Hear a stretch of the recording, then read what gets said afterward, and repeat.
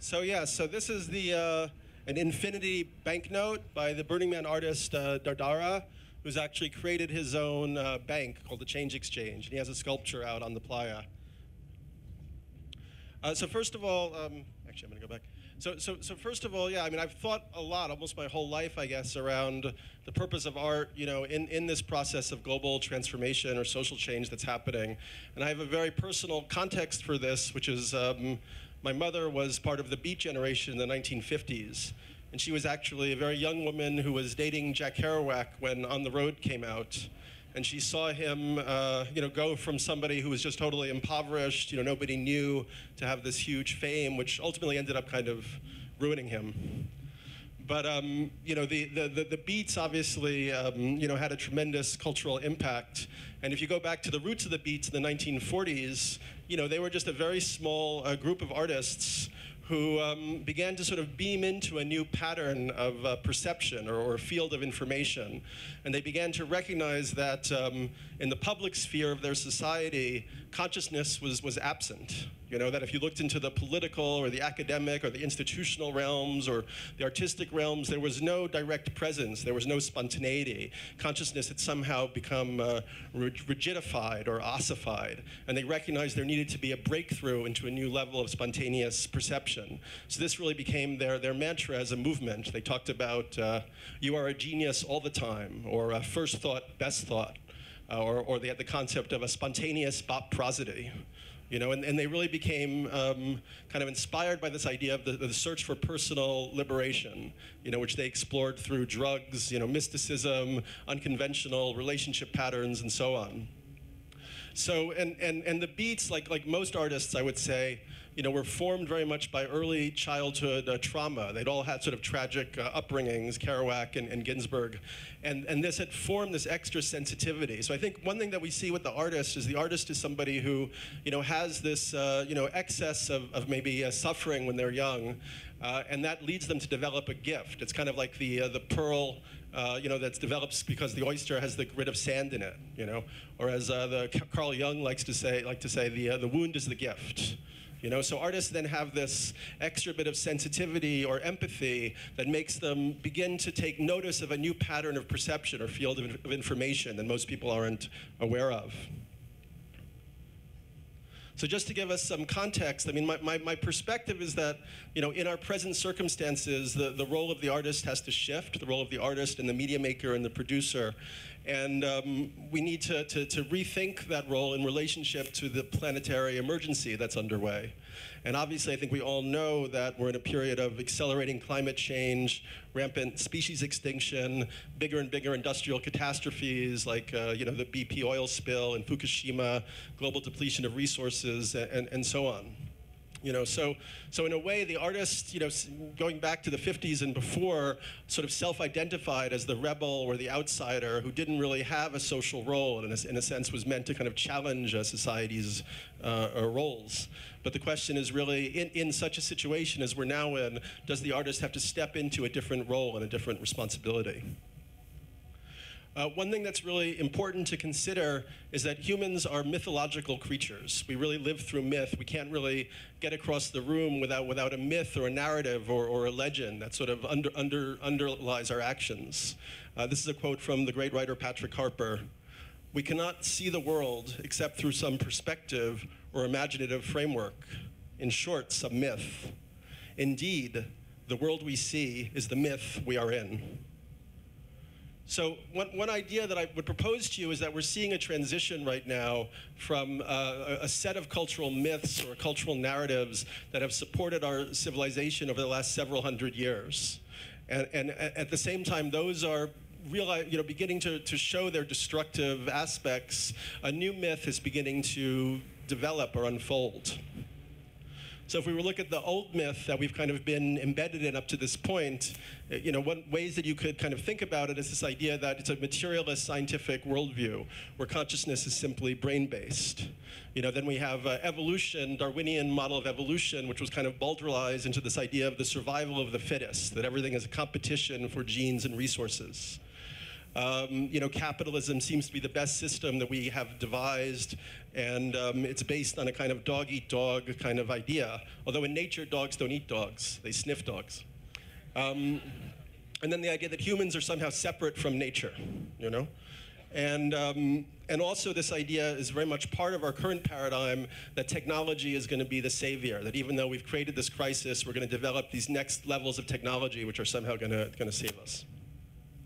So the new myth that we're entering into, and really there are lots of ways to articulate or think about it. These are some of the principles that I think are part of it.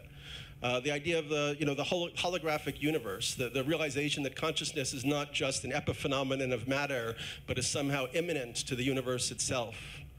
The idea of epigenetics, which is a new discipline of biology, the idea that awareness impacts biology even down to the cellular level. This idea from Barbara Marx Hubbard of conscious evolution, the idea that we could become co-creative with the evolutionary process. And a shift from a competition-based model to one of cooperation, collaboration, and symbiosis. And along with that awareness that everything is actually interconnected and there is no away, right? We no longer think that we can throw our trash away or offload our toxic waste to the third world because we know it just circulates in the biosphere as a whole. So the role of art, from my perspective, is really to create and substantiate, imprint, and distribute this new mythology. So here's a quote from William Blake: "The imagination is not a state, it is the human existence itself." And I think for me that is very profoundly true. I think it takes a while to really anchor the level to which that is the reality that we're in. So then we look at media. I mean, obviously art is a form of media. We use, the artist, expresses themselves through various forms of media.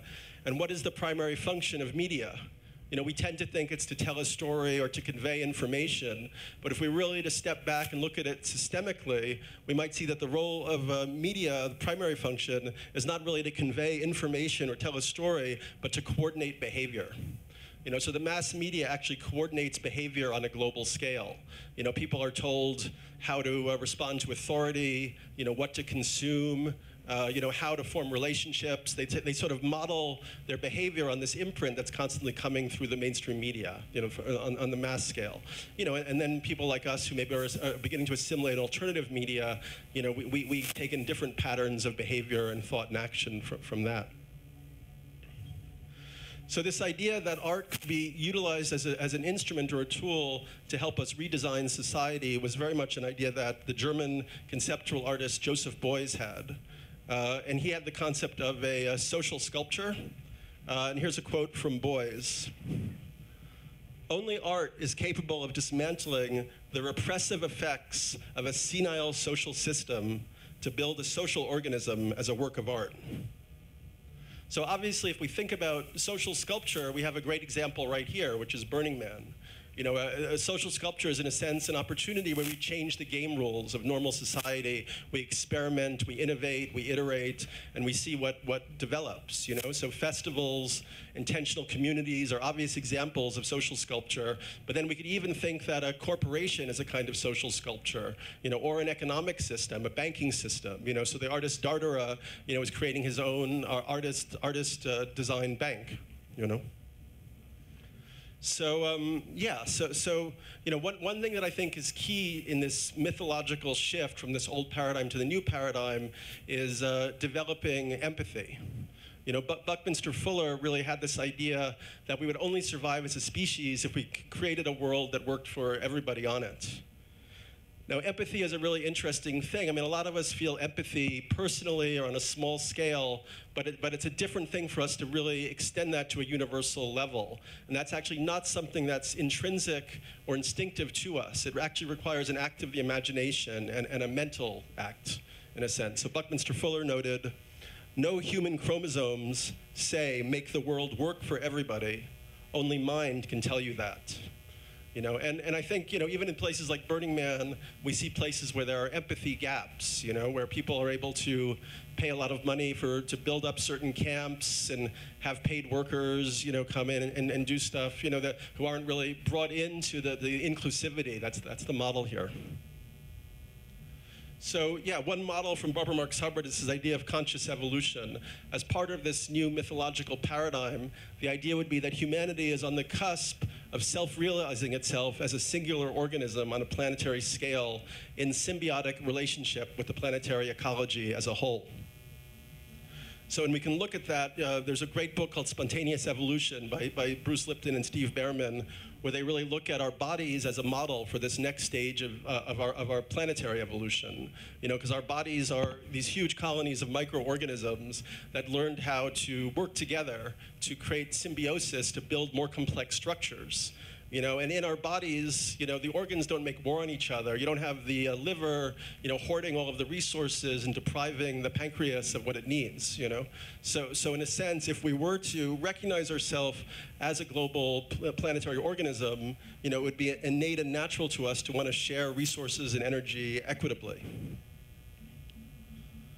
Okay, so essentially, yeah, so I see that the artist has this crucial role to play in envisioning and articulating this new mythology of cooperation, empathy, you know, a kind of more consciousness-based approach to how transformation could happen, and really for us to really think about how we can use our creativity and our technical genius as a species to elevate humanity as a whole while creating a support structure for the biosphere.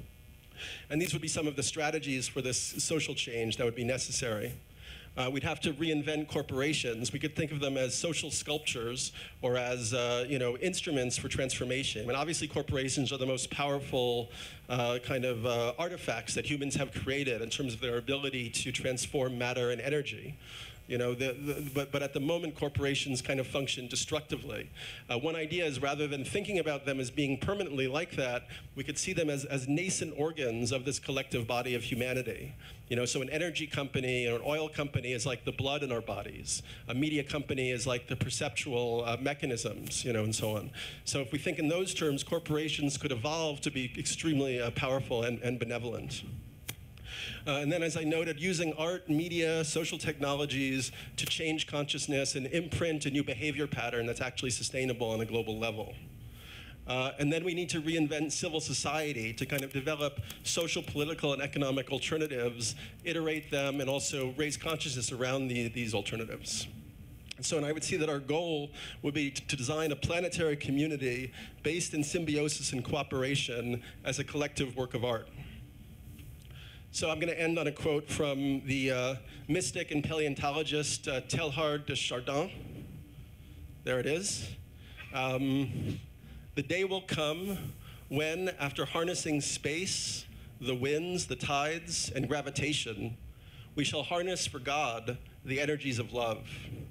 And on that day, for the second time in the history of the world, we shall have discovered fire. Thank you.